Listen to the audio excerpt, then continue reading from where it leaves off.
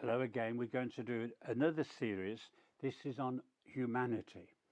We're going to do 6 talks on humanity, which we hope you will be with us for the talks. And let me just remind you that I am trying to understand the Bible today as if I was just first discovering it in my 15th to 17 years of age.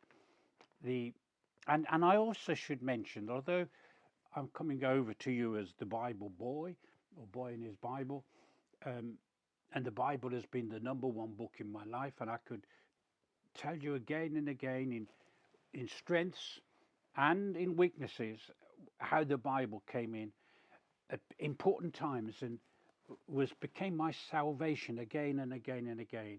Of course, my salvation is always complete and perfected in Jesus Christ right from the day when I put my trust in him. That's one of the miracles of spiritual truth. But what you shouldn't get from these talks, that all my life I've only lived in some kind of closed world, which is the Bible, and I haven't lived in the wider world, which I have and am and still do. And I'm aware of all the kind of elements that make up a life and make it happy. I'm aware of the people who enjoy things in a certain way, and some people enjoy things in another way.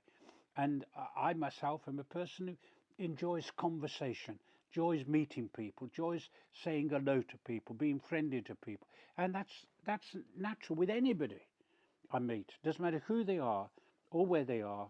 I get a great pleasure in just simply talking to people. Um, this talk on humanity is very important.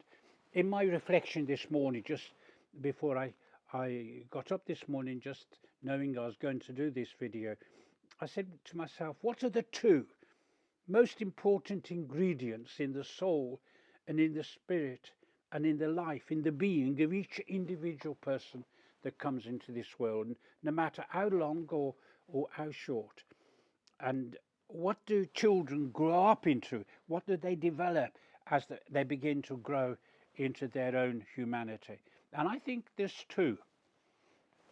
And you can add more to these, but these hit me with great force that the Bible teaches. The Bible teaches that the 2 elements within our soul, the one is the element of now, living for now. And with that, we need conscience. We need to know what to do or not to do, what to do good and not to do evil, not to embrace temptation, but to embrace good things. Doesn't matter who we are, whether we're Christians or not, there is that within us, that drive within us that makes us distinct, makes us unique, is the fact that we live for the now. Now, we mustn't stop there. It seems to me that every single person needs the second element, which is hope. That's living for more than now. Now, we get hope in the here and now. A person is in a war zone and they hope the bombs won't fall upon them. And the children have to survive. They have to survive and they want to be alive. They don't want to be killed. There's got to be a hope for the now. And that's just true. But to only have hope for the now is to lose something of the spiritual side of us. And so to have within our being, inside of us, to have both now and beyond now, the hope that sees beyond the world, beyond the physical, beyond the pleasures, beyond the legitimate, and beyond, of course, the illegitimate, to see that the fact there's something more than just living for the now, and that's hope. And we have the hope. And this is one of the things that we find right from the very word go. It says the patriarchs had hope. The very first foundation fathers of the Jewish race, they lived in hope. They looked for a city whose builder and maker is God. And they looked for that when they were living in tents. They saw something more than living in tents. And we should see something more than living in our comfortable homes in the Western world, or far less than comfortable homes in many parts of the world today. We have hope. We should have hope. Sometimes in this world, people go into hospital and they've got a disease or got cancer or something like that, and they have to have hope in the here and now. They will conquer this. But how sad it would be if they didn't have hope beyond now. And that's the first thing. We are unique. We're made physically and we are made spiritually. We're made with eyes and ears. We're made with speech and smell and the senses of the skin. And all those things are there for the now. But they also point to something else. We need to see beyond the seeing and hear beyond the hearing. We need to hear and feel the voice and the presence of God. That's the spiritual. And slowly in my life as a child, I began to realize there was another thing now working in my life. The more I read my Bible, the more something was happening to me, and I didn't know it. And if you'd have said to me when I was 17 or 18, is God working in your life? Are you living for more than now? Well, we belonged to the war years, and we knew that death was something that was common. 50 million in that generation. 20 years, 30 years earlier, another 50 million. Maybe 100 million with the Spanish flu. Oh yes, we were aware that now comes to an end. And then what happens after the now? The spiritual. And I would have said yes, I did feel God was in me, but nowhere near as much as I realized at the time. The goodness of God was working in my life, of which today, of course, I thank him for. Not only are we made with the now and not the now, more than the now, but we're made in the very image of God. What does that mean? What makes a human being different than a star and more unique than a star? Every single star or planet in the universe, you as a being, as God's image, are greater than anything. You're greater than a tree, or greater than a monkey, or greater than a fish, greater than the things you see around you. What makes you unique is you're made in the image of God. Now, the image of God seems in the Bible to come over in two ways. The one is the image that's impacted upon us as human beings. We think and we feel and we know and all those kind of things.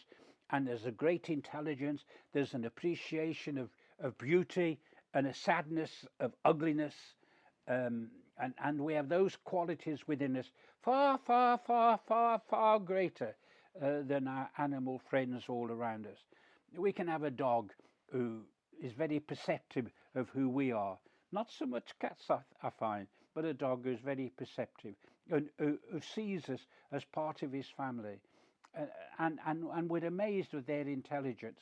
And we've got animals that see better than us, hear better than us, run faster than us, smell further than us, and so on and so forth. But they're still dogs and cats. We're people. We're beings. We're people made in the image of God. But there's also a developed image of God. The Bible talks about this as a new birth. It starts within us. And that also becomes a development that we begin to see in our lives as Christians. When I think I've mentioned this before, when I comb my hair in the morning, I have a simple prayer. It's ever so simple. Lord, I don't want to see me today. I want to see you.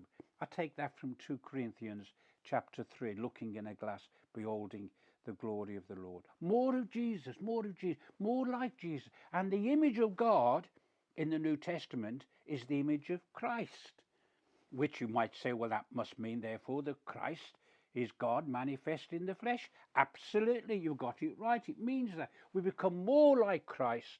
We become more in the image. So that is the developed image. As children of God, as sons and daughters of the living God, so we develop, so we go through life. Theologians call it sanctification, being separated to God, that the God might influence you in that way. Beside this great truth of being unique being, we've got, of course, the fact that we are mind and we are emotion, and we are will, and we should take those seriously. We are thinking people. We progress in thoughts. We progress remarkably. I've got two new grandchildren at the moment. One's 2.5 and one's 3/4. And oh, their knowledge, their understanding is jumping. It's incredible. Even from the one who not long ago wasn't crawling, is now crawling all over the place and looking at this and looking at that, learning all the time. We're thinking people. And as thinking people, we should think about spiritual things, godly things, God things, as well as the now things. We should be thinking about the then things as well, and the things that God gives us now in our spirits and in our souls, in our makeup. Thinking people. But the Bible talks about renewing your mind so that you can be transformed and you can know the will of God, which is good and perfect and wholesome. And of course, you've got emotions. Now, some people, of course, have stronger emotions than others. My children tell me I'm not a great emotional person when it comes to showing affection, and I don't think I am. I didn't have it as a child, and I think that's been carried on in my life. But I cry very easily when I see children in pain, or hear again children being caught up in war. There is an affinity that I have. It's an emotional one. And I've discovered in life that there is an emotional intelligence that goes along with the mind intelligence. And when these two things are fused together, you can take initiatives. And those initiatives can be good initiatives. And that they're combining both what you've learned emotionally as well as what you've learned mentally. And I know in my retail background, they used to say I used to understand the customer. That was an emotional thing. I understood the customer, understood her needs, and I understood what she was going through. I understood how she had to make a pound or two go further. And that helped, because I understood them, that helped me. Emotion. And then will. We have the will to do wrong. You've got to read Romans 1, 2, and 3 to know what I mean. We have the will to do wrong. When God said, love the Lord your God with all your heart and with all your spirit, he was saying, you may not love the Lord your God. You may not love mankind as yourself. You may not work out this great commandment of love towards God and towards your fellow man. You might be selfish in your love and only love your own and your own things, the now principle.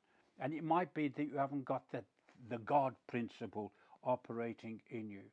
The will is important, and the will to say no to temptation. We cannot, we'll come to this later, but we cannot blame Satan for all the things in this world. We have the capacity to say no, no, no, no, no.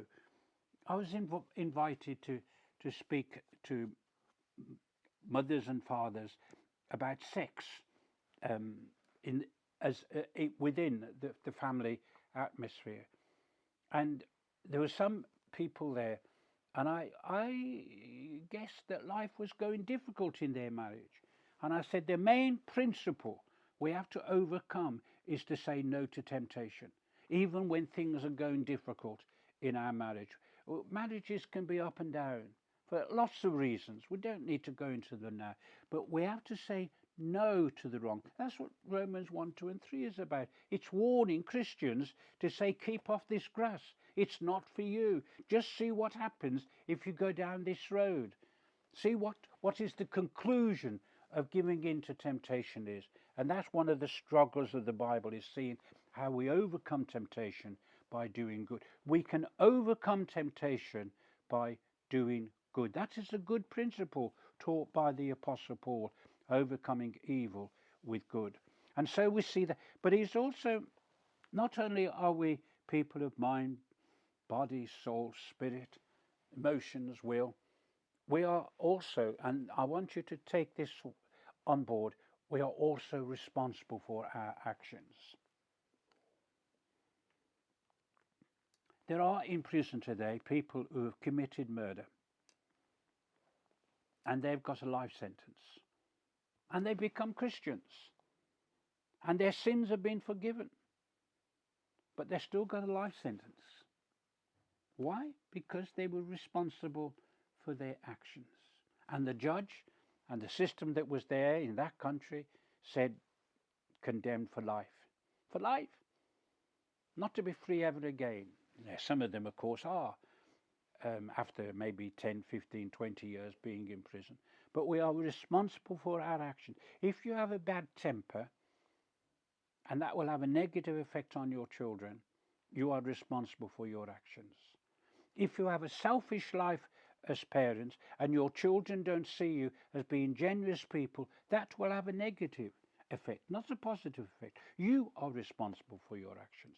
The Bible all the way through makes the individual responsible for their actions. Of course, the Bible also makes a higher responsibility to those people in any form of leadership. You've got a huge amount of material in the Old Testament dealing with the leadership of the nations, not only Israel, and they're responsible. They're accountable. And we should take the responsibility of life seriously. However, the responsibility can be a good thing. You can be a better person because you've taken responsibility. You can enjoy things better because you take. Things become more beautiful because you are now in control of those damning, destructive elements within your makeup. You can go through life saying, I've conquered that. I've conquered that. I've conquered that. Through victory in Jesus, I've been able to resist temptation. But the human being is, in essence, both human and spiritual. Boyne is Bible speaking. Thank you.